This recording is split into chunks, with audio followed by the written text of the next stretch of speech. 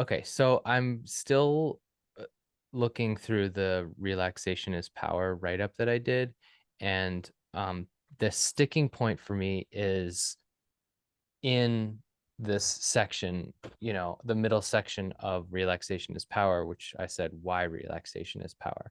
Mm-hmm. And for um basically I'll just do like a little synopsis of it. Sure. Sure. So and I'm actually, you know what, I'm just gonna read it really quickly, and then just so the words are like fresh in my mind and so you can hear them again. um so why relaxation is power. Let us say, for sake of simplicity, that there are three levels to our being: body, mind, and spirit. Body is everything we consider to be our physicality, our five physical senses, and all internal and external sensations. Mind is our conscious awareness, the movement of our attention, our thoughts, emotions, memory, and imagination. Spirit encompasses our subtle energies, subconscious mind, and all genuine metaphysical perception and experience. Um, you know what? I'm going to just summarize this because this is long. It'll take me a while to read through it. But basically, the idea, which you stated to me in the past, is like if you take body, mind, and spirit and you say, okay, they're stacked up in a hierarchy of like influence upon you and in your life. Most people think like spirit at the top, then mind, then body. The idea that for most people, it's body is kind of running the show. Mind is subject to the influence of the body, and then spirit is underneath that. So in a sense, um, I wrote, the body wins the negotiation between body and mind most of the time and directs the mind according to its habits and our programming for survival. And what that means is that, like, quote, access to the spirit level of our being is completely or at best partially obscured by the unconsciously directed, semi focused nature of our mind, right? We're constantly wrestling with our fears, concerns, habits, and demands of the body. So, spirit has become an abstract concept, not an experiential reality. And if we want to reestablish the ideal hierarchy within us, the first thing that we must do is correct the relationship between the mind and the body. Through conscious relaxation, the body can learn to take its command from the mind. And as we do this, spirit can become an increasingly experiential aspect of our being. So I go on to like write a bit more about that, using the analogy of a wolf pack and the alpha and things like that. But what this made me realize is that, um, you know, the rest of this chapter or this write up where we talk about relaxation as power, I go through the process of like defining power, defining relaxation, and then also showing the practices of relaxation that can like facilitate that skill. But the thing that occurred to me or stood out to me while I was like rereading it, going through it, was realizing that like in my writing and in my definition here, like I basically have like conflated, or in my mind conflated, the idea of power with the idea of like spirit, right? And and and that's, I think that that is actually interesting, and I don't know if it's actually like correct. And so I was hoping that you might be able to shed some like light on that and talk a little bit more about like what the what the principle relaxation is power means to you in a way that would maybe help to, because I think we know what relaxation is from our definition of relaxation. um Sure. like the practice of relaxation, and like the idea of profound relaxation being a state in which the body feels like it's asleep and all the senses are offline, but the mind is awake and aware, right? So you're consciously putting yourself increasingly in this state where you can't even feel your body or your physical senses, and your mind is kind of free and much more clear in that place, right? um but like, you know why, if because when you say relaxation is power, you're basically saying like if relaxation is power, then the principle is that the two are the same thing, or that relaxation is a gateway to power, or a stepping stone to power, or something like that. But like, Yep. can you maybe just like talk through that a bit more, and maybe even in a way like if and do you, and in your mind, is there like is power and spirit, like, if a spirit, the spirit aspect of yourself, Synonymous. like synonymous somehow and if so, Well, like how or why, like. okay, let's try and tear it apart a bit. So if we look at like what would be a baseline definition of power would be to change things, right? To move things or whatever, to change a situation or a thing or whatever, right? It's like the ability to change it even from one form to another, Yeah, right? to change yourself or your environment in any way, really. Right. You have Right. that, power is the ability to manipulate things to have that happen, right? Yes. Yeah. And so, okay, so we agree on that. So then, the second thing would be, what we think compared to what the average person thinks is that, you know, um, that physicality is power. Like the stronger you are, the more you can move, the more you can lift, the more you can crush whatever, right? Um, but you know, really, I mean, the idea is that when I think about it that way, that's a pretty low bar, right? Because then the strongest person would be in control, just like when we look at even within like when Peterson talks about troops of chimps, right? It's not the tyrannical guy that stays in power for very long because the other ones will gang up on him and tear him apart, right? And so it's the one that has, not just strength physically, but strength in character, takes care of everybody, takes care of the young, takes care of the elderly, makes sure the troop is functioning. So there's a mentality there that's actually stronger than even their raw physicality, right? But that means that the mind is actually more equated with power because it knows how to direct the force to achieve the goal, right? It knows how to direct that. And so when I think of it in the terms of that hierarchy, it's something that is very flexible, so like we normally would think, like for me, I would, when people talk about it, it's like the ideal scenario is that pyramid of like spirit on the top, mind in the middle, and physicality on the bottom, right? And then we're saying, that's ideal, but for most people it's this inverse triangle, right? So that's going to be uh you know just reversed, right? That it's like the physicality demands what it demands, and most people do that, right? Feed me, it gets fed. This is what I want to eat, not this good stuff, this bad stuff. It tastes better to me. I'm going to eat that. I don't have the discipline or whatever. I don't have the mental discipline to make the right choices or whatever that is, right? The body controls everything. So but mind is still in the middle. So, and then that means the more that's pushed into that physicality, that takes up the lion's share of even the mentality kind of, gets shifted down a bit. So when we relax, right? We relax the physicality. We relax not just our physical body, but even our sensory perception of the physical environment. Then that slowly starts to open up. And so more, because here's, like let's say here's just the triangle of the mind, right?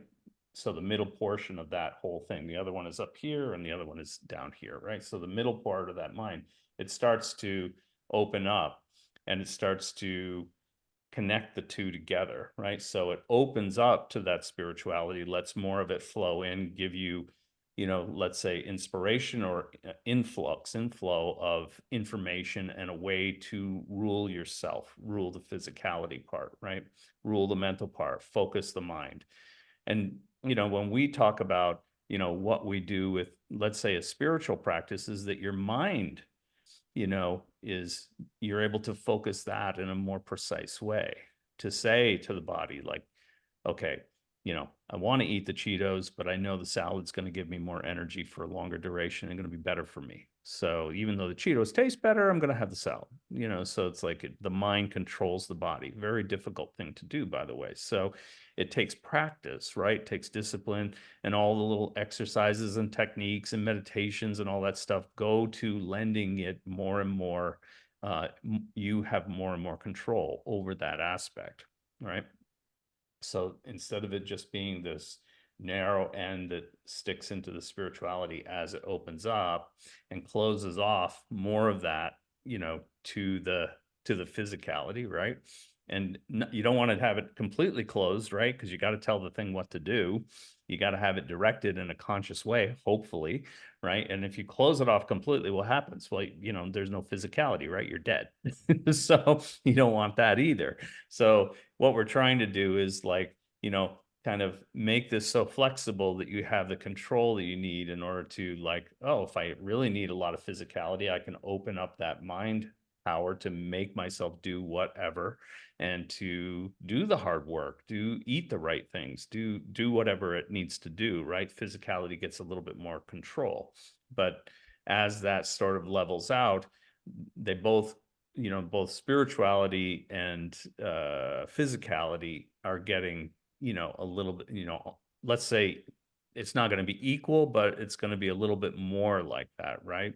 And what we're saying is, as we relax, that valve tends to invert a little bit. So we have less and less going toward, our perception of physicality, and physicality having a control over us, right? And more opened up to that spiritual part that's down here, that has all the information, has, past and present and future information, right? So, we're trying to achieve that, because, and the more access we have to that information, it helps to condition our mind to be able to, you know, um, produce more of an effect in our physicality, right? So, um, at least, something to that.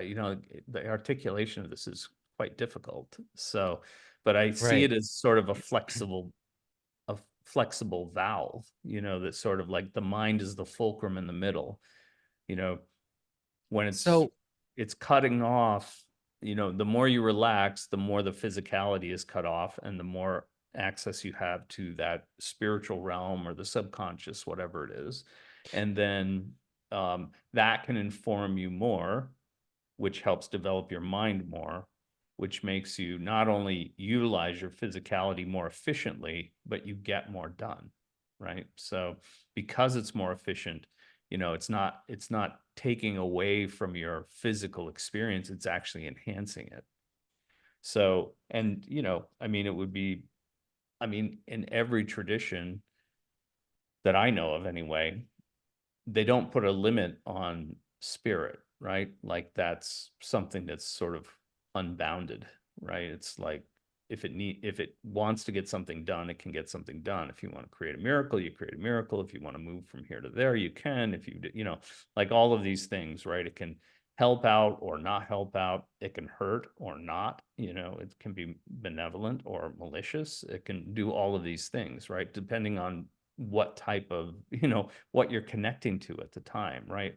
But the idea is that by our terms of power, it's boundless compared to ourselves, right?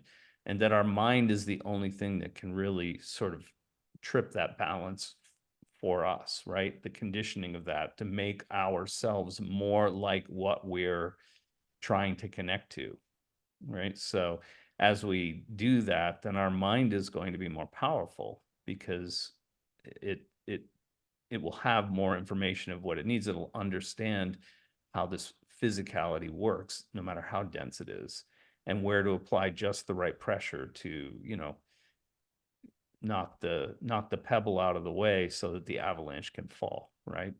So, or to use a lever is probably a better way to think about it. The mind becomes a tool to, manipulate physicality more proficiently.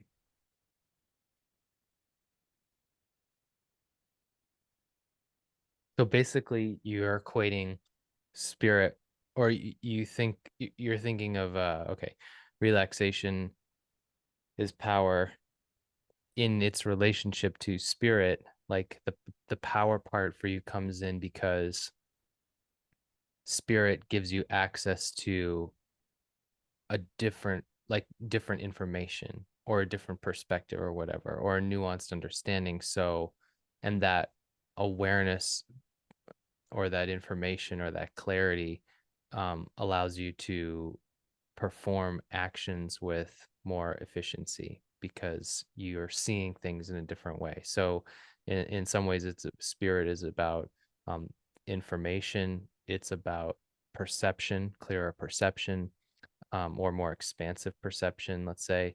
Um, and then you kind of hinted at the idea that it also can perform direct influence on the physical or direct influence on the physical through the medium of relationships with other aspects of the one or spirits or whatever, or Right. Or angelic or whatever, right? whatever Just spirit different in type. general. Yeah. Yeah.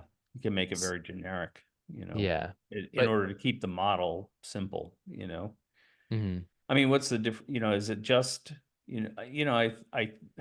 I think about these things all the time, right? So, um, what is the biggest difference between like, besides IQ or intellect, between like somebody who's a genius inventor, and people who are very, very smart, but they just don't have that, there's some spark that's missing that makes them see connections, even to people that have the same IQ that are very smart, right?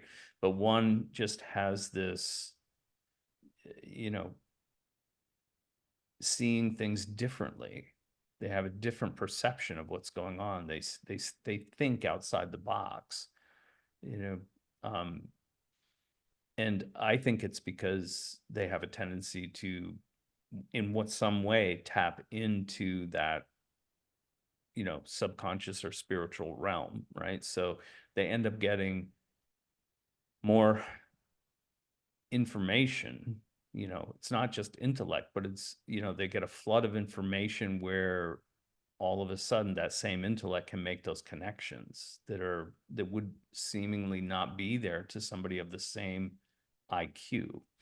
So, um, for me, I mean, that's what it is. I mean, you could just say he's a different person, but if we're trying to like look at it from a principles perspective, it's like there, there aren't that many people that are in that category. Well, it's kind of like if you take Nikola Tesla as an example, he said that he could imagine like any device that he was working on creating, he would imagine it completely in his mind Right, and just like create it, build it, and then let it run and like watch it run in his mind. And he would know if it was gonna like work or not, right?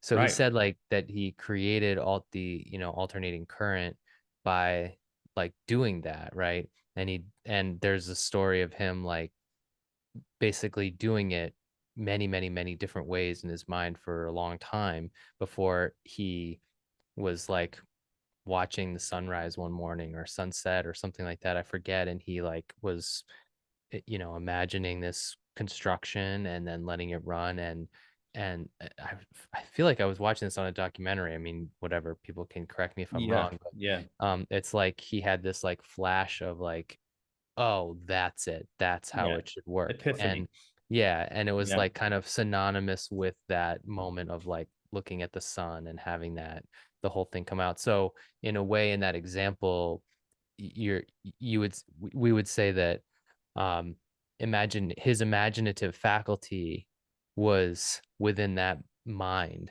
section of body, mind, and spirit, right? But right. that going, continuously exercising his imagination and, utilizing his mind in that capacity was like continuously almost like inviting that moment where that uh completed information of from spirit or that, perfect form could just Whatever. Yeah, could like shine through, we would say. Right. It's like you're constantly sending out a sonar ping and waiting for it to contact something to reflect back to you. Right. Oh, Because there's the target. There's what it is. But you can't do that while you're, you know, also interacting with somebody and watching a TV show and lifting weights all at the same time. right, right, right, You right. need to Relax. you need to shift the energy that you have, the finite energy that you have toward that other direction, right? Not toward physicality where it mostly resides, but you're relaxing the body so that it can shunt that energy back into the mind and then have the mind open it even more so and connect with that spiritual realm.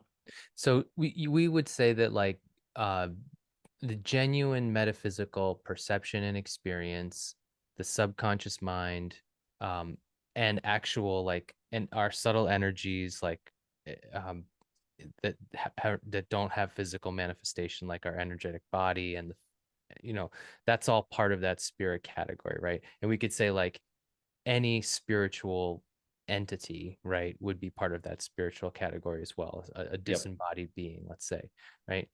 Um, and so, what I just described in the Tesla example and kind of what you're saying, I think is also analogous to what you describe when we do different meditations, right? Like we were talking about the corridor meditation the other day, and the idea with that is like you're going through this process of relaxation, and in your imagination you're projecting yourself through this physical environment that that's designed in a certain way to like take you deeper and deeper into your imaginative state and less with your physical, and you go to a place where you are basically um, you're putting yourself in a mental state and in an imaginative environment where spirit has the space to occupy, and like you can have like some interaction with that, right?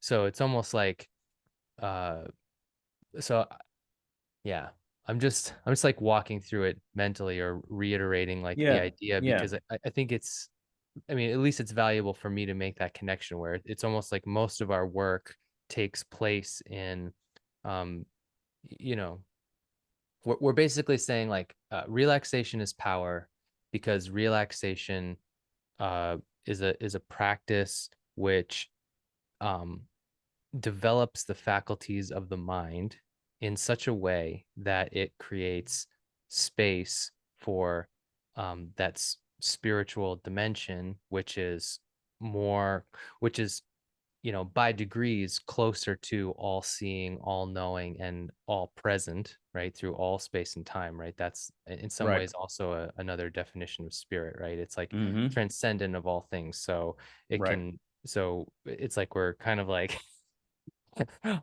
you know, slowly opening up our capacity to um, invite or, you know, make ourselves somewhat more of a conduit for, information that is beyond just our physical perception of the situation and our logical mind and our physical effort to affect things. Right. It's like Yeah. relaxing is a reallocation of our energy, Yeah. right? Because we're basically saying like, you know, that there's some physical value to spirituality beyond just in terms of how it can benefit and Impact impact our life. our physical existence.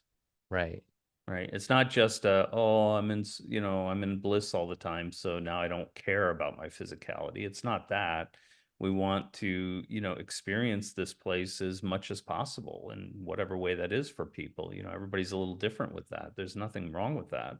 Um, so, but how do you do that when you have, let's say, limited physicality or, um, not limited physicality, but limited resources to engage in your physicality. I mean, that's the whole thing, right? It's like people want to manifest a better life. Well, first of all, you need to identify what a better life is to you. right? I mean, that's the what do you Mm, want? Why do you want it?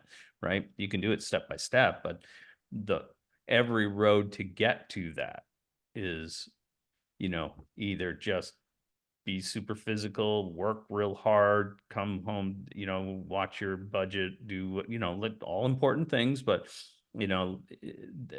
for most people, there's a ceiling to that, right? For whatever reason, it might be something that they impose on themselves, right, or whatever, but there's a ceiling to that.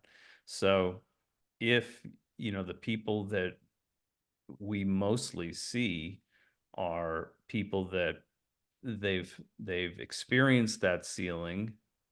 They've come to the conclusion that the physical force and energy that they can generate is not adequate to produce for them a better experience than the ceiling that they've hit.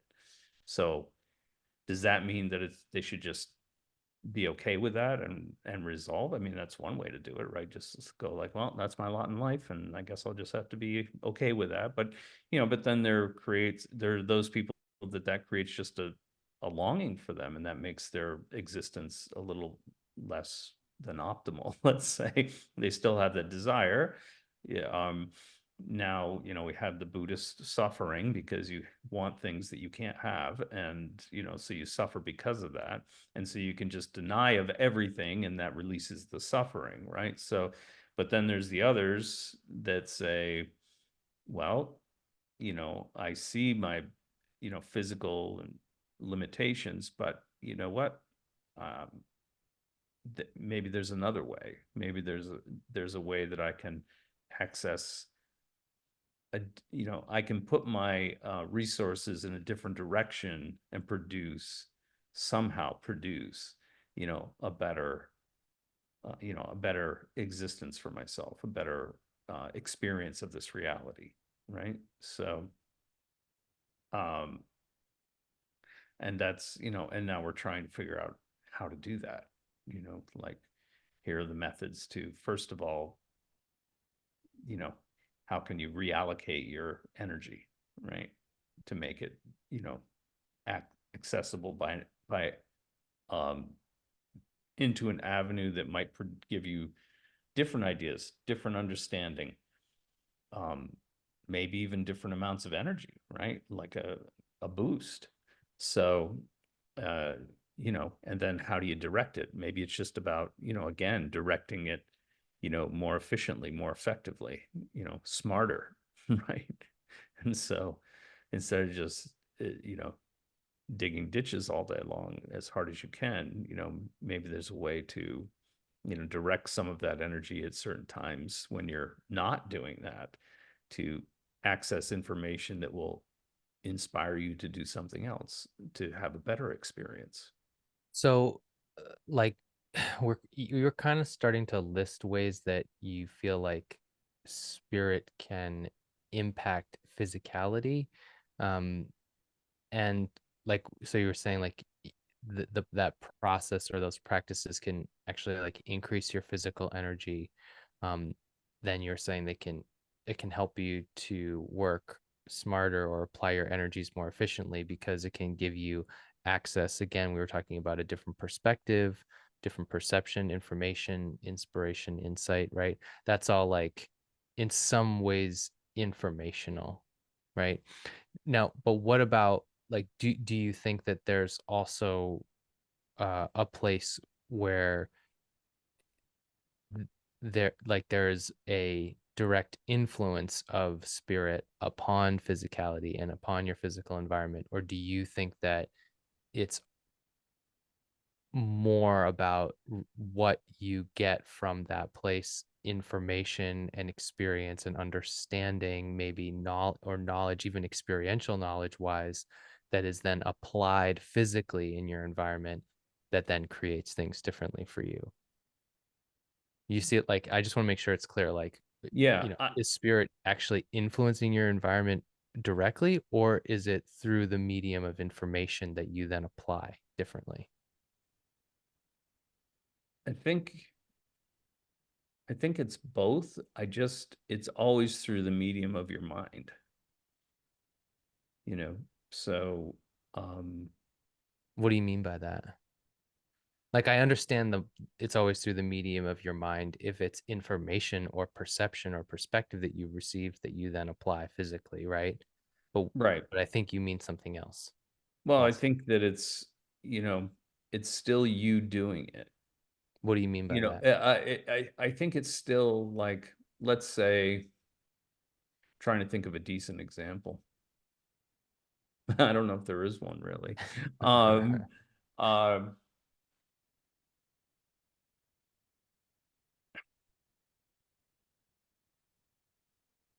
Do you mean that in the sense that uh like the idea that reality is a projection of your consciousness, like you're doing everything, so you having some kind of physical effect in your environment is still through the medium of your mind or you because you're doing everything in that you're creating everything in that sense or everything is you know I mean, that's one because model. I mean, because I think that's another model would be, let's say, those things that we it's way easier, I think, for most people to believe that, let's say, a miracle, you know, a spontaneous healing or something, and people will think it's a miracle, right? It's like God came down and like healed them, or, you know, whatever.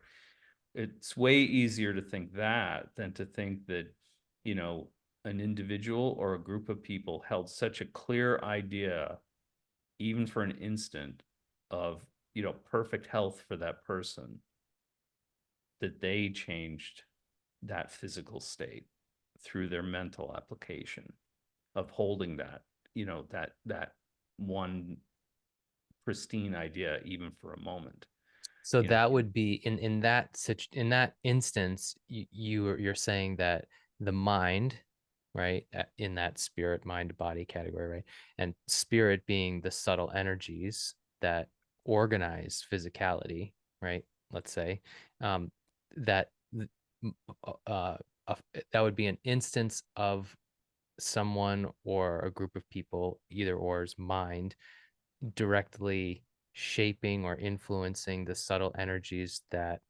organize form to such a degree that the physicality of a person in this case changes and we experience a spontaneous healing, Right. right? Right. I think that's way, you know, in my way of thinking, that's more plausible than, you know, than spirit directly, you know, Oh yeah, like other, other some other consciousness. directly interfering with that person's life experience and the life experience of everybody that they touch, right? Because you can't, it's not just an island of one person, right? They're still going Mm, to have the effect on all, you know, their life or death will have the effect on their children and their parents and their friends and all of that stuff, right? It's going to be this ripple effect, right? So it's not just like if somebody could come down and just do that, that it's going to have just an effect on that person.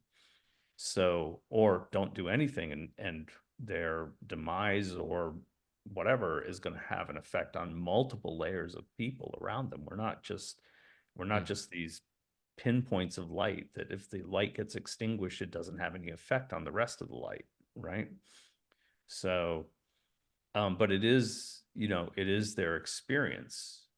You know, I think that that's where that, you know, now we're getting into the weeds again of like, you know, free will and, you know, your experience is valuable. I mean, look at all these people that have like relatively average, or maybe even, you know, the more dramatic ones are the ones that have kind of like, you know, they're not very nice people in life, and they've had, you know, till, you know, 40 years or something, you know, they've been kind of pricks or whatever it is, and they have a near death experience, and all of a sudden they come back and they're like, oh, yeah, you know, everything's sacred and everything's beautiful, and I'm gonna help humanity. And you know, is it just because they got scared shitless and they're, you know, or is it because they actually, they don't say that. Most of them don't say that. Most of them say they had, you know, an incredible, but they understood this experience of life in a much more profound way than they knew before. And because of that, their perception of the experience completely changes, and the way that they interact in the physical world now has changed, and there's nothing that people can do to change them back, right? It's like those are those experiences. So I think that's much more, I think it's much more likely overall that, if you relax enough and you become immersed in that spiritual realm, or the you know I tend to think of that as more of the subconscious. It's sort of like a realm where it's a neutral place where your conscious mind can enter, and whatever is spiritual can enter, and it's a neutral place where you can interact and maybe be washed in a deeper understanding. It's sort of like, I always think of it like some of those old uh sci-fi movies where somebody needs to do something, whatever, and then they get zapped, or they get engulfed by something other, right? And all of a sudden they come out and they're like, oh my God, it's so simple, even a child could do it, that kind of thing, right? And it's like they just do it, right? The thing doesn't do it, they do it. And so, but it's way easier for people to think that it's something other that's doing it, rather than it's somebody's deepest understanding of the phenomena, that when they apply their mental energy in that way, it causes it to change instantaneously, you know? So I have a tendency to believe more of that it is more of that people are sort of immersed in that for a while, and they have this deep understanding of all the levers and wheels, and they're just able to apply it, even if it's for an instant. Maybe they can't do it again, but if they keep practicing and keep delving into it, they can keep applying it to different supposed problems or experiences in their physical existence, right? And they start doing that, right? So, but that's, in humanity, that's a little bit harder. That's closer to the idea of magic, really, when you think about it, right? You just think about something and bloop, it flies away, or opens the door, or creates something, and manipulates something, and without touching it or having any kind of physical way of maneuvering it or manipulating it, right? So I don't see the difference in You don't see that. the difference I between don't, what? I mean, it's like, yeah, it'd be pretty interesting to see somebody, take their wand and move a book from this desk to that desk or something. That'd be pretty cool. It's like, I'd be amazed, but I wouldn't freak out, because it's not as big a leap for me to think that than it would be for most people, right? And it's like, but I think it would come about in the same way. It would be like their understanding of, even though they might not call it physics or quantum whatever, right, or energy in general, their understanding of energy would be so much more um, all encompassing, that they would see the levers and wheels that they would need to move and shift in order to make that happen. But to the outside world, it looks like, they moved the book from here to there, float it across, and put it on the other desk. So, but to them, it would just look like, like, again, like it's child's play, right? It would look completely natural to them, so, um, because, just like, I think that I mean, think about anything, like, if you went to a primitive society that didn't have, a lot, as far as like modern technology, whatever. I mean, modern, technology to them is magic, right? It looks like magic because they have no idea of, like moving pictures on a screen, or, whatever, or right, right. somebody shooting a gun, right? And hitting a tree without throwing a stick or a stone or whatever it is, right? It's like, it's you don't have the faintest idea, so it becomes this sort of supernatural power. I right? think the idea too is like in a way, if I could add to what you're saying, is I think when you contrast the idea of power versus force, for you, when you say power, I think you also associate power not just with like efficiency and precision, but also elegance, um, Hmm. which I think is and the image that comes to mind when I think about that is like a king, right? And kind of seeing things from a higher perspective, understanding the relationships between things and all the factors at play at a higher level, and being able to, perform subtle action uh, correctly, or in a way that's more, nuanced, or with Nuance, less like effort, with less force, with force, less overt right? um, expression, that makes everything which achieves the end result, but with less effort, right? And in a way that is more harmonious, Yeah, right? yeah, And along with that like idea or that image of a king, right? We also have the idea of like nobility, right? And so um I think that uh in a way, relaxation is power, um, basically kind of sets up this idea that because that practice of relaxation uh, gives you this kind of increasing uh, window into spirit. What we're saying is that like that dimension of spirit is like a higher order of intelligence. We're saying that there is a dimension within us or around us or both, in which like there is a higher order of like information. There is a higher order of like perception and understanding and information, and we're just trying to like open ourselves up to that more and more. And to do that, we just need to like turn down the uh blinding imp the blinding input of physicality, right? yeah, because Because it's like so so long as dense. we're constantly engaged in this, it's like this is the only thing that there is. And it has to take precedence, right? Right. And It from a has certain to, or we eh, won't survive.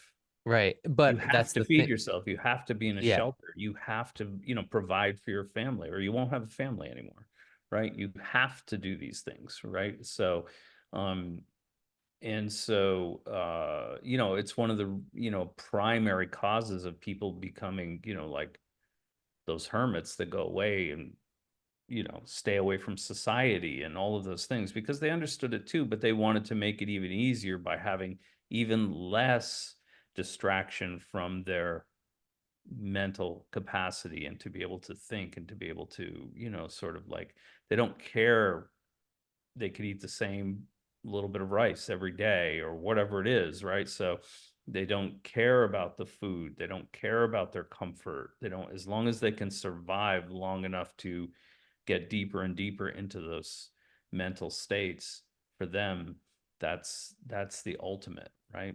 It's not just to die. I mean, anybody can pitch themselves off a cliff if they really wanted to, just make a beeline for spirit, right? So, supposedly, we don't know what would happen if that was the case. I mean, other than them dying, we don't know where they go after that, right?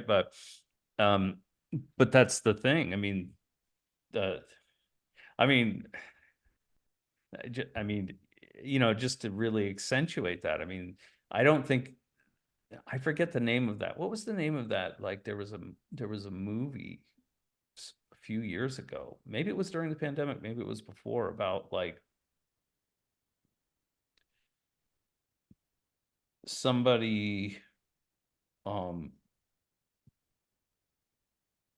somebody being able to record people after death or something like that, and because they were somehow able to verify it or whatever, that, Oh yeah, there was a Netflix show. yeah, That's what you're and talking about. then Yeah, and it's people like were just like committing suicide across the world, and like, what, right. counter was like just going crazy, right? Because everybody was like, what the fuck am I suffering here for? I'm Right. just going there, Yeah, yeah, yeah. I remember And that. Yeah. it's like, I mean, that's probably not far from the truth, really.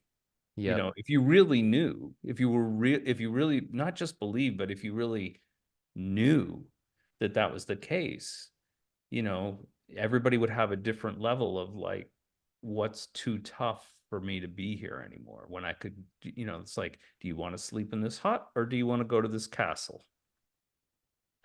You know, Right.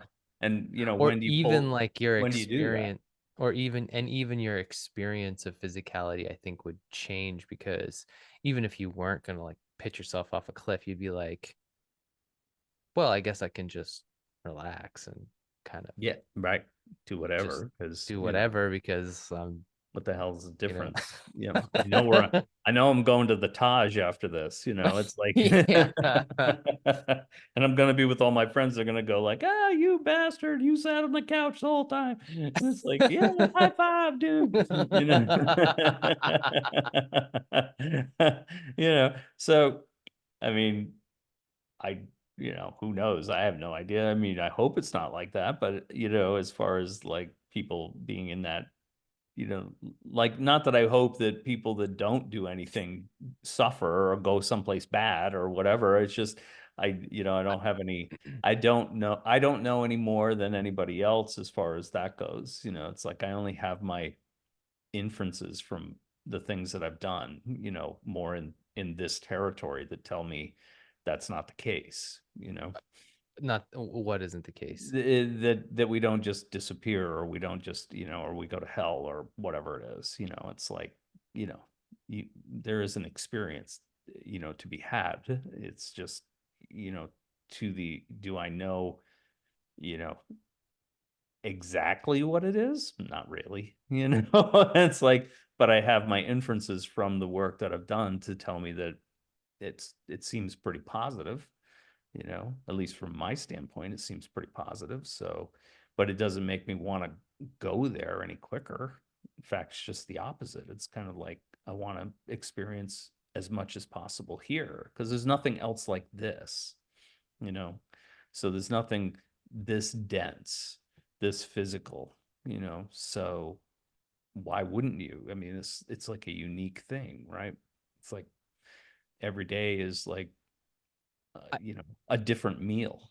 It's right, like you right. want to experience it, you want to have it. Some are a little bit worse, some are a little bit better. Some are greasy spoon diners, and some are 5-star, gourmet restaurants, right? So it's And like, either you way, know, you're game. I'm Yeah. okay.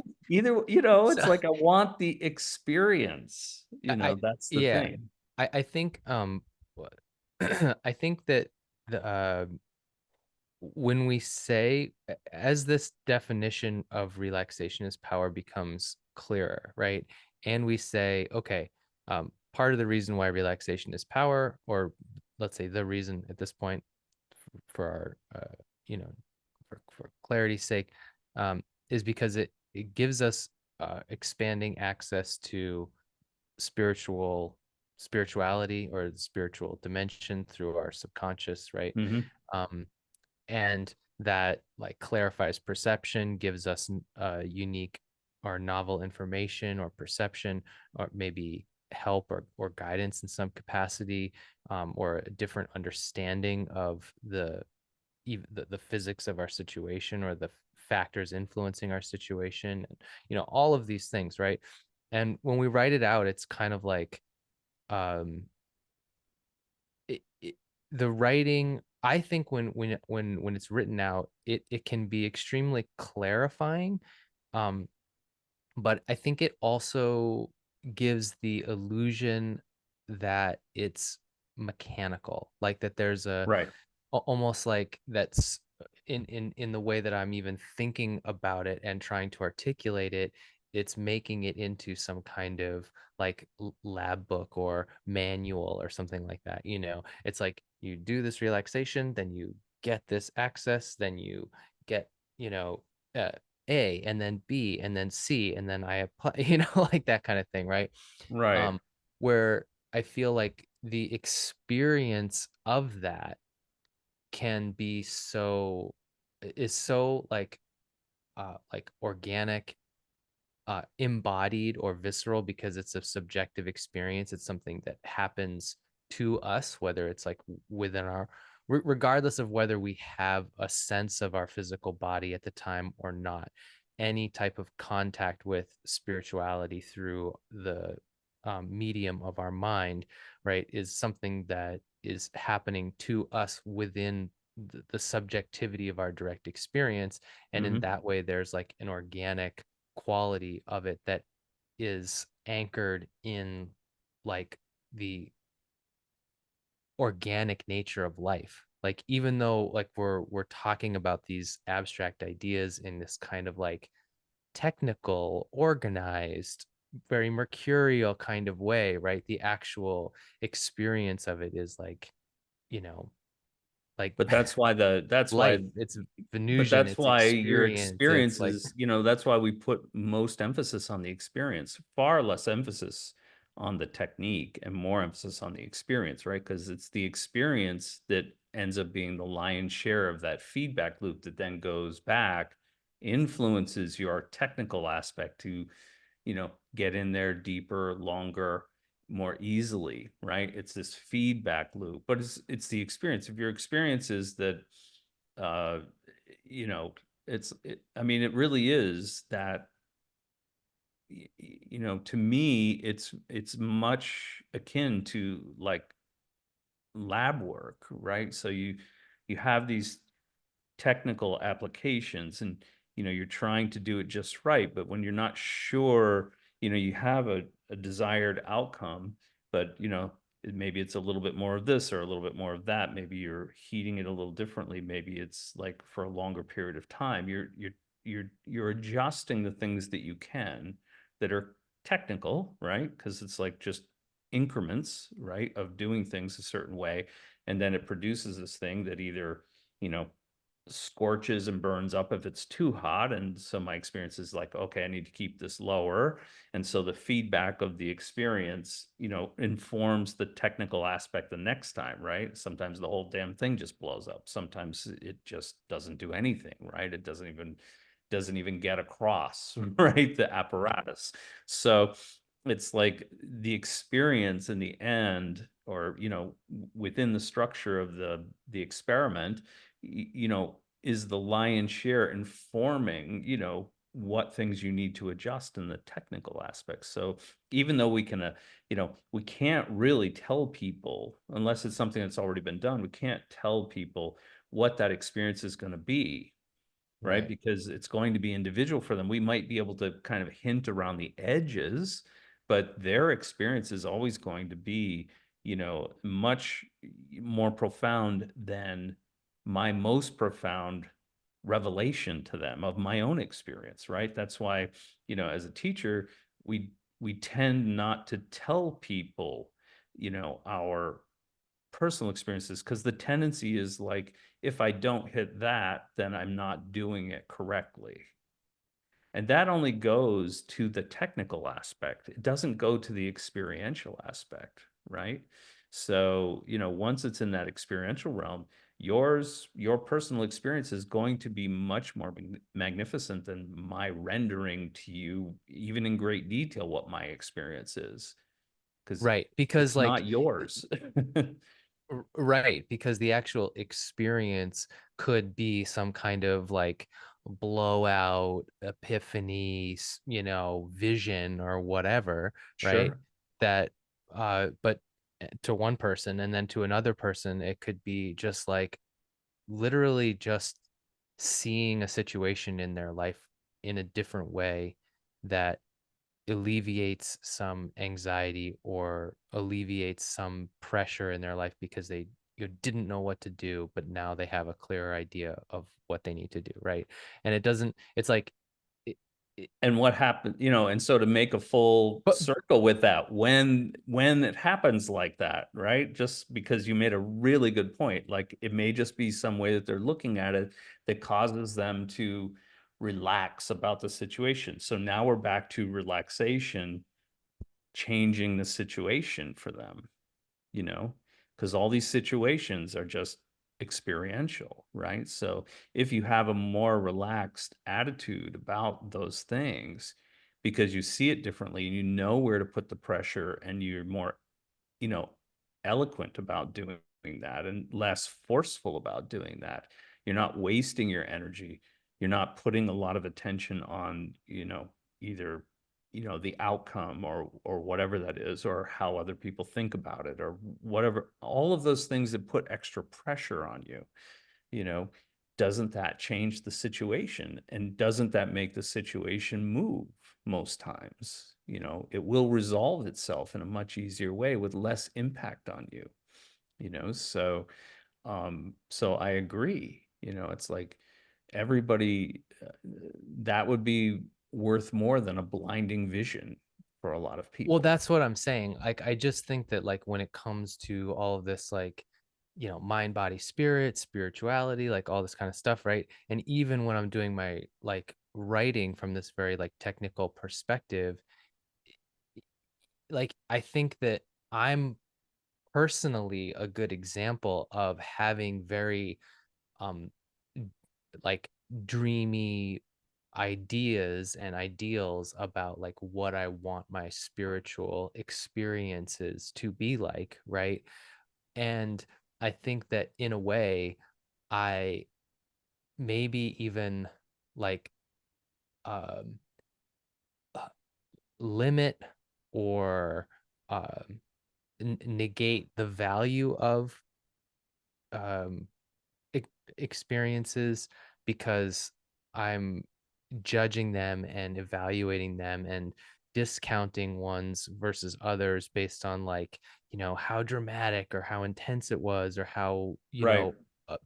different or outside the norm it was or Yep. like whatever, right? And so yeah, I think I just felt like it was especially because and I think that that's for me where coming back to like the beginning of the conversation in a way, the conflation of spirit and power was almost like an issue, Yep. because um I I was attaching the idea of power to intensity of experience as well, right? In a way, like and and I think there's a difference between like intensity of experience and like a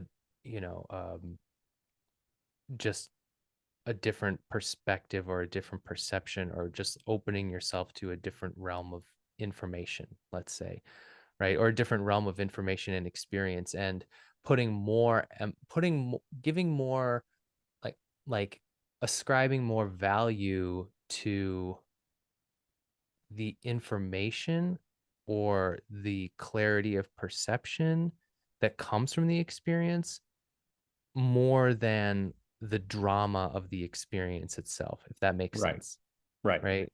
And I think in a way that almost like puts less like pressure, thinking about it that way kind of puts less pressure on me to produce a certain quality of experience Mm. and more on just like keeping myself in the headspace of like what you've always advised over and over again, which is like, what's this going to do for you?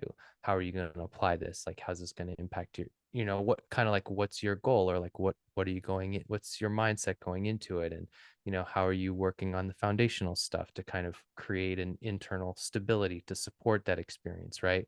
Because it, and I think that that's again comes back to the idea of like why the foundational practices and why I'm placing so much importance on or so much value on articulating them as clearly as I can in a written form for myself and going through this process because I think the whole idea is like the better that foundation is like developed within a person both in understanding and in practice, you create like an increasingly stable platform upon which any degree of dramatic experience can be supported. And you're Right. also not putting so much pressure on it. Like, I need a dramatic experience for me to say that it was good or meaningful or Right. helpful or beneficial or, Right. whatever. Right. Like, Right. Right.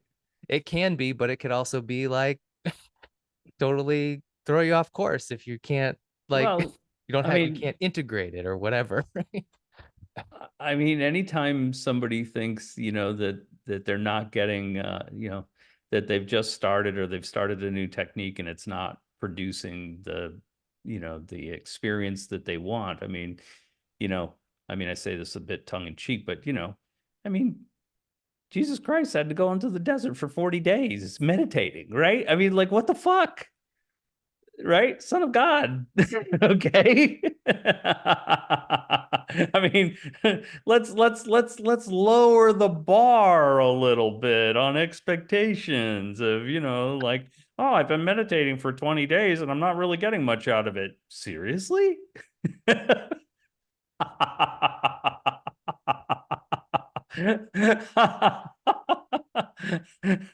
mean, come on. You gotta, not that I want to compare and contrast, but what the hell? Well, I think that like that to me, like that's really value. Like I've never actually, I don't think I've ever said that to you quite the way that I just did, or Mm, even like kind of articulated it to myself. yeah, yeah. And like I think your response is so appropriate. Like and like and so like good. Like it's like I I think that um I think that's also what I was trying to point at too, is that as cle regardless of how clearly something can be articulated, and regardless of how helpful or beneficial clarity of articulation and understanding can be, it doesn't necessarily immediately equate to like all the doors being opened, right? In fact, you don't want that to happen Oh, like you don't want all the doors, all the hypothetical doors to be opened in your mind, let's say, all at once, right? I mean, that's right? that's the road to madness, right? It's But like we you would, can't but you can't contain that kind of overload of information all at once. right, You and know, it's that's why like it's it's like, like they say,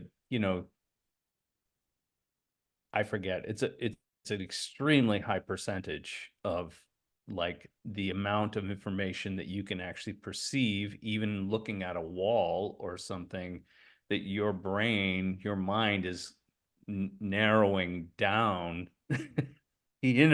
All of these parameters, because just that alone would overwhelm your sensory perception to where you would just be in a catatonic state, because you couldn't sort through all of the things that you're actually seeing, that you're actually perceiving all at the same time. It would be overwhelmed, right? You would shut down. So the main function of the mind, or yeah, the main function is to be able to limit the amount that you get so that you can function in this physical world, right? So and that's that idea, like with Peterson, of like, you know the a large pixelated space, that's just the first layer of analysis. And then, like, okay, it's physical matter, but we also know that it's made out of wood, and then we also know that wood's made out of molecules, and then we know that it's, like, it just keeps getting deeper and deeper and deeper until it's finally just a waveform, right? But to have all of that overwhelm you all at once, in all of its, multiple glory, well, you're just going to be a drooling idiot on the floor. You can't sort through it well enough.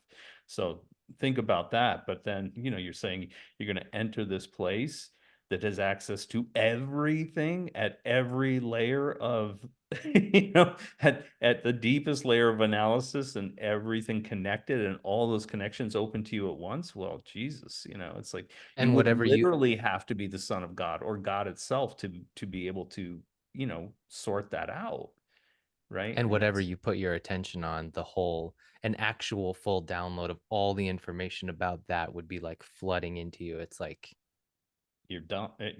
That's not something to wish for. That's for right, sure. You know, right. it's like, So, but there is, but there is value to clear articulation of ideas and oh, practices and all those kinds of things. I think as much as Not we, because it immediately equates to full open to experience, but because it helps you It, to know what you need to work on or adjust or it refines the parameters of the, let's say the individual pieces of apparatus used to achieve that end result, to achieve that experience. right, you know so if you always, I mean, we always say, like, even with, just general relaxation, you're relaxing the body one piece at a time, you're going through it and you're going through it, and then you have, like, let's say you just have a little pain in your lower back on the left side. Well, by the time you get through the rest, right, you go back to re-relax that until that no longer becomes an issue. Because again, and you know from a Chinese medical perspective, right? Like, pain is just an indicator that one or more channels is slightly impeded, right? To more or less degree. So, and we're in the West, we say, well, you know don't worry, not don't worry about that pain, that pain's going to be there, just you know distract yourself with something else, do something and distract yourself, you're just going to have to learn to live with it.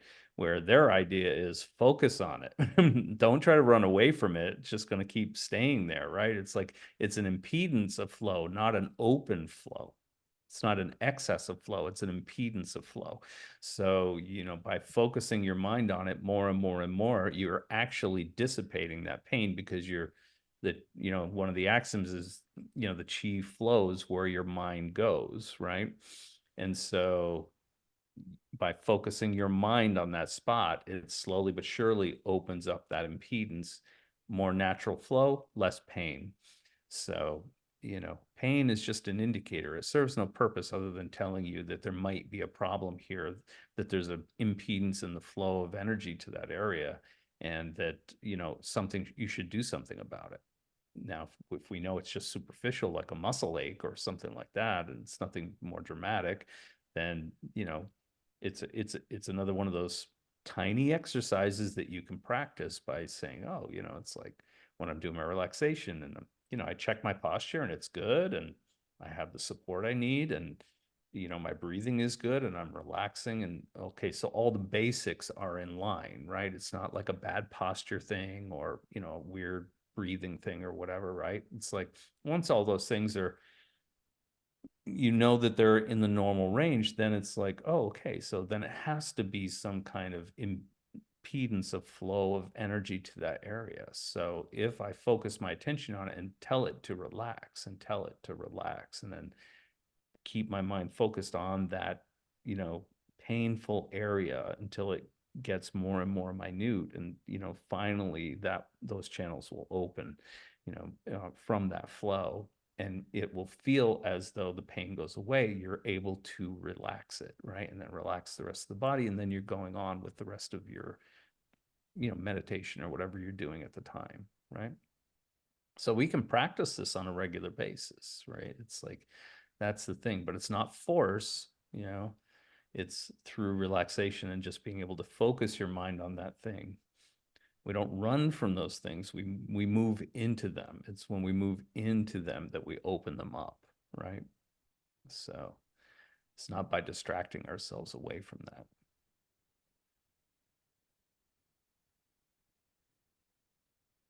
right. And relaxation is performed through attention. Yeah. So Yeah, otherwise it's sleep, right? So, I mean, when we so go to it's sleep, almost like it's almost like it's not just relaxation is power. It's almost like the full thing is like attention is relaxation is you know um is more greater perception of spirit or clarity of perception and information, which equals power, right? It's almost like this cascade of definitions or right. cascade of like terms that define how your experience is like opened up through directing your attention in a specific way. Well, and we see that too, even with the scientific method, right? Like um, I always get this guy's name wrong. Who is it? Doctor, I always want to say Einstein, but I don't think it's that. The one where it's like, Andrew something, I think. He yeah, wrote the how enlightenment changes your brain.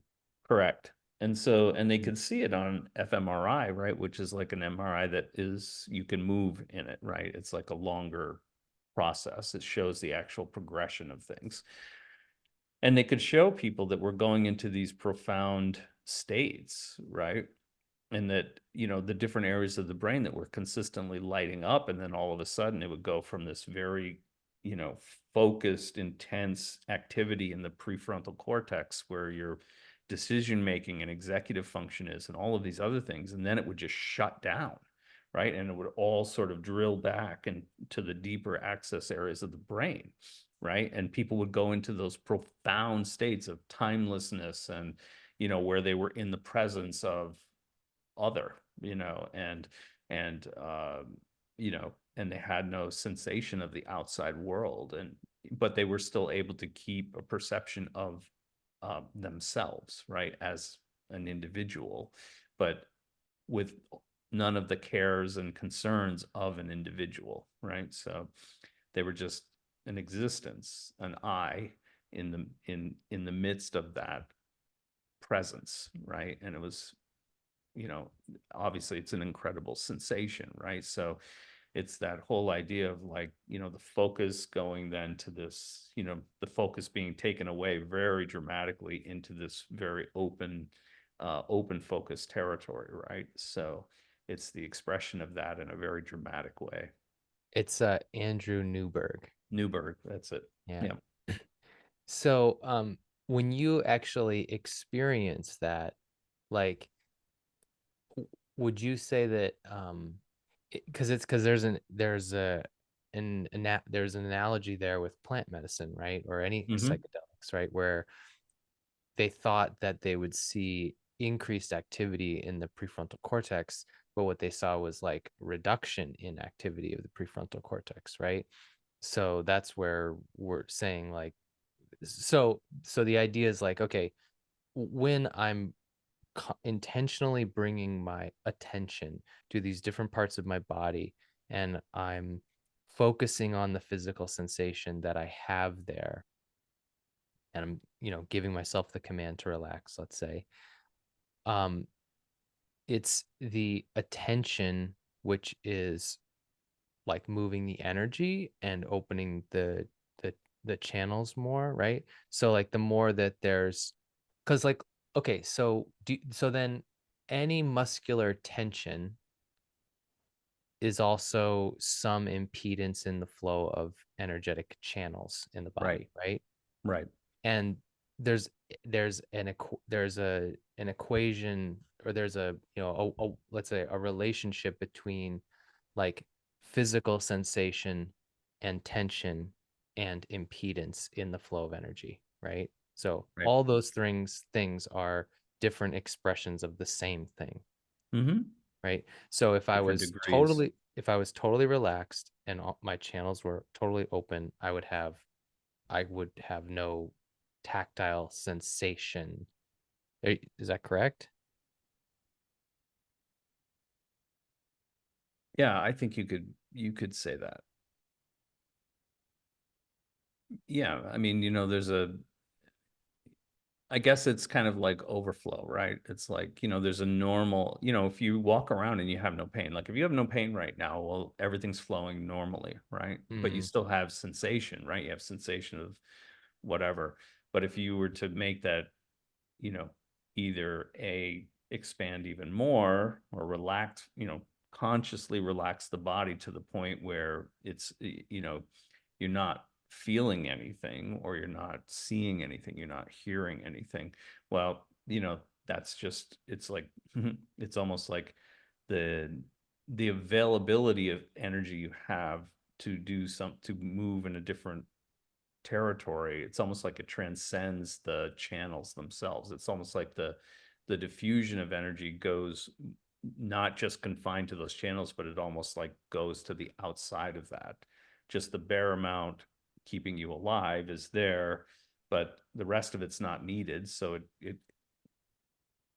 it gets siphoned into, you know, something else, you know, your awareness, your mind, you know, basically.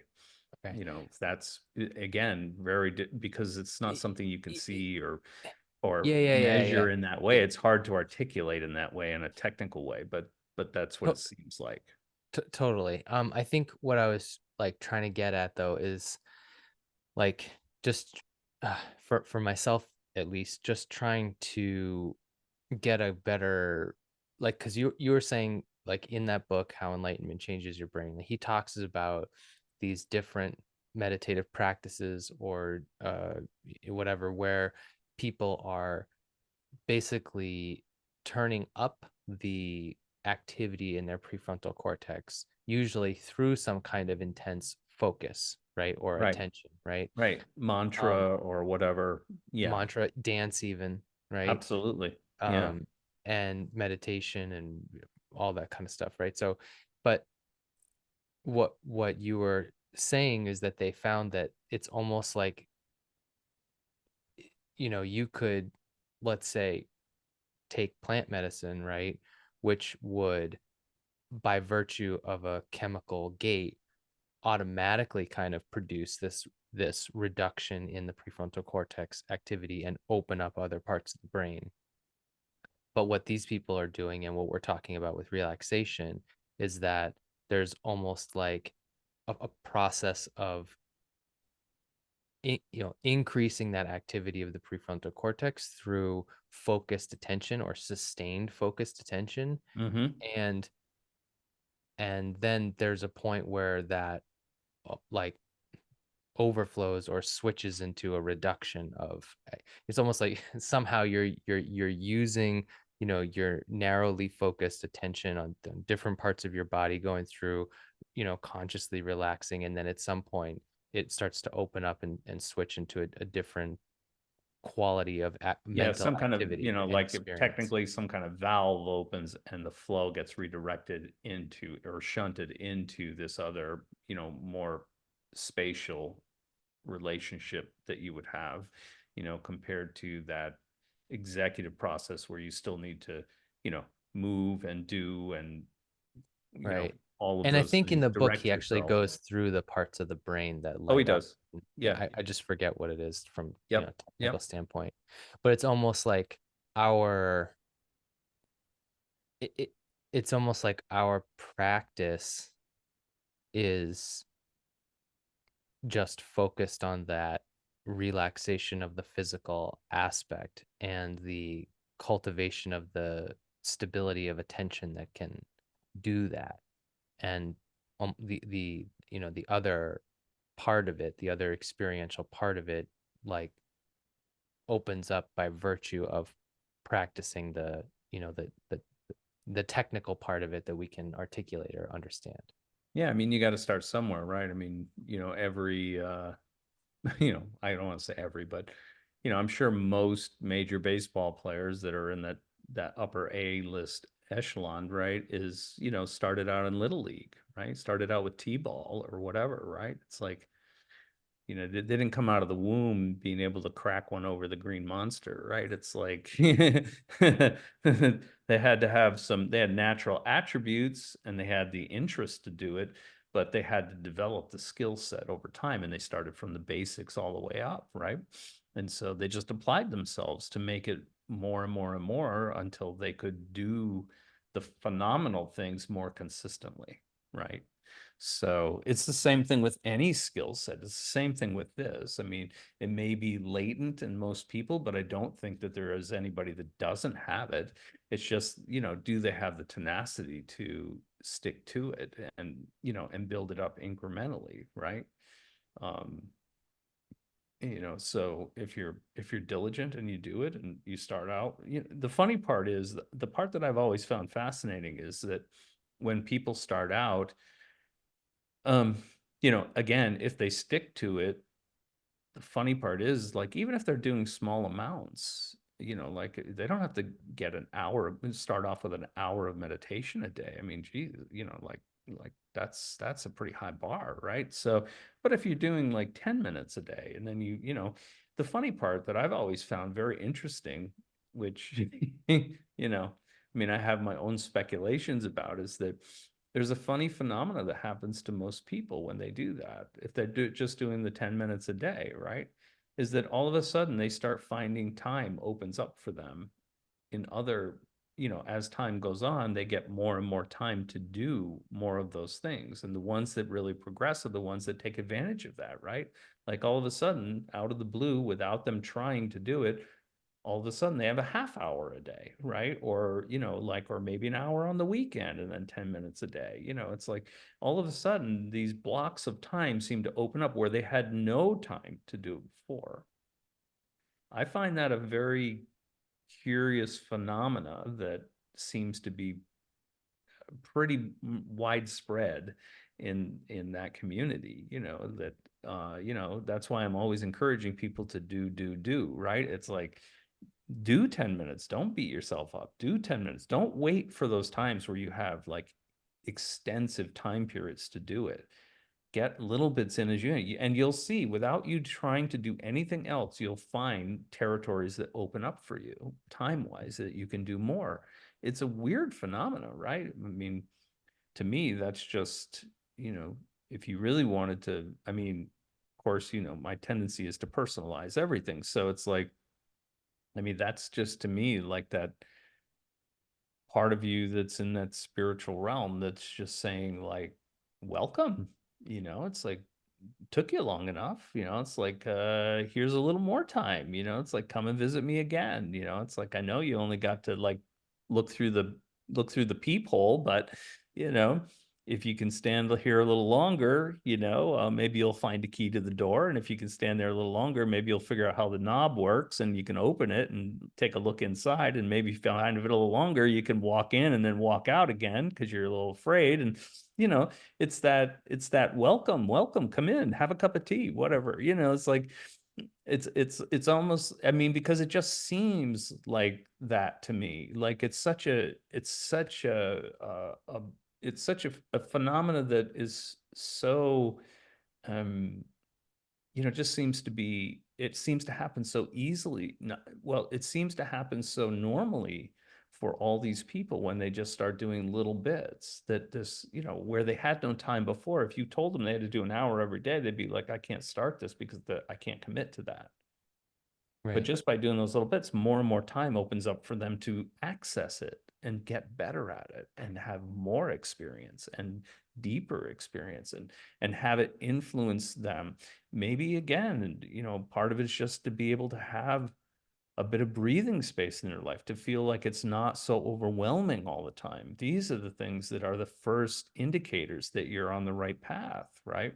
It's Right. not to overwhelm yourself with spiritual things. I mean, we all know those people too. It's like, oh, I've got the new shine. I'm going to do tarot and I've got to get the special cloth and I've got to get these special cards and I got to get them blessed. And that means a special candle and some special oil and there's so much special that it's like, it's just a bunch of, more overwhelm and gobbledygook, right? So it's like, you don't really need anything. We're talking about stuff that you just need yourself and the willingness to sit down and do it, right?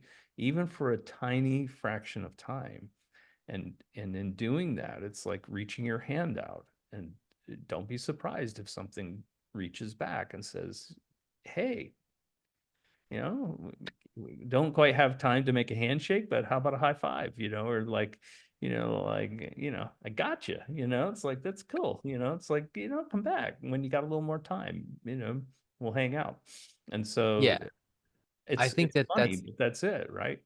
yeah, that's so great because again, that comes back to that like blowout visionary idea and like and the my tendency to um discount or diminish smaller experiences, right? And what you're talking about is almost like I love it because it's funny and it's poignant and it actually it also the way that you're describing it qualitatively reflects my experience. Like I never would have thought to like say it that way, but that is kind of how it feels a little bit. Like almost like that, spirit aspect of you is like you said, it's like, hey, nice to see you, like there's just that kind of like positive attitude or whatever, you know. So and I think it's just like so it's so great for me because um I think it's again in the same way that in this chapter that we're working on for relaxation is power, where um I articulated a spectrum of relaxation to like maximum tension and force to maximum relaxation, right? And so it's like, what's that spectrum look like, right? And in the same way, we could say, well, what's the spectrum of spirit look like? It's like, blowout visionary thing, amazing lucid dream, incredible like enlightenment experience, or Doctor Strange flying through the whatever. multiverse. Exactly, right? From that to just like, that sense of like that authentic self, or higher mind, or spirit, or whatever aspect of you that is transcendent beyond your physical, just being like, hey, cool. Hey, Like, it's thanks for showing like, up. Like I was it's wondering it's when you were gonna come in. yeah, it's like it's those and like everything in between, right? So I just think that that's like, I can feel that it's valuable for, I know that it's valuable for me because I feel lighter from thinking about it that way, Yeah, so yeah. that's a Well, good, that's it relieves another layer of tension, right? yeah, That's it, yeah. right? It's like it's good enough to just apply yourself, right? It's like, if you apply yourself, sort of consistently, even in little increments, it's like you will get there. You will get there. You will, to be honest, I mean, no matter what anybody says, eh, if you started to meditate and you got thrown into the Doctor Strange, blown out into, colors and nebula and, little hands grabbing you and God knows what, right? It's like you'd fucking freak out. Most humans would just like lose it, right? I mean, it's like you'd have to be somebody that was really like into those extreme scenarios to think that that was, fun. Mhm, You'd be terrified. Absolutely. Everything from thinking that you'd literally gone insane to, mhm, this is going to be it forever. mhm. Me just catapulting and flying through uncontrolled through all of this craziness, no matter how beautiful it is, or no matter how scary it is, or whatever. You're just like going from one thing to the next with no control. I mean, I if somebody said with no experience that they would love that experience, they're lying. They're lying, you Or know they just don't know or what. they so don't believe that that could happen that it's easy for them to say, "Oh yeah, I'd love that. That would be so awesome." I'm like, "Yeah, right." No, it And I wouldn't think be. it's also just the fallacy of thinking that like when you're in that perceptual state, you are exactly the way that you feel and think and experience things exactly the way that you are right now. Right, You're just kind of flipped into this other space that's, but it doesn't really encompass the qualitative shift of perceptual experience that entails being in anything or even resembling that, right? right. Like, yeah, it's like there's all these other changes to your perceptual experience that happen by degrees with every kind of shift into anything other than just like Yeah, me you have moving no around physical person. unless you've done some work, you have no point of reference. Right. No compass points. And there's nothing more terrifying than not knowing where you are and how to get out of there or go deep. No control, right? You don't know where to go. You don't know what up and down is. You don't know northeast, southwest. You have no reference point whatsoever. And the only reference point you carry with you is you. And if you don't know what that is, then you literally have no reference point. Well, that's a pretty terrifying, space to be in. So, yeah. So it's like, yeah, I mean, I think that it's probably one of the nicest thing that the one ever did for us was like make it kind of difficult for us to go there, and that we have to go in increments, right? Because you you have to develop that skill set so that when you do enter a place like that, or if you do, or when you do, if you keep pushing it, you will, um, that you know where your reference point is, and you know how to sort of maneuver around in that. You always have that North Star within you. Otherwise, it's just that's again, you'll be drooling on the floor. It's like it's just going to blow you out. It, it's hard to even imagine. I mean, again, very difficult to articulate other than in the most awful way. Like it's a you know the worst bad trip times a bazillion.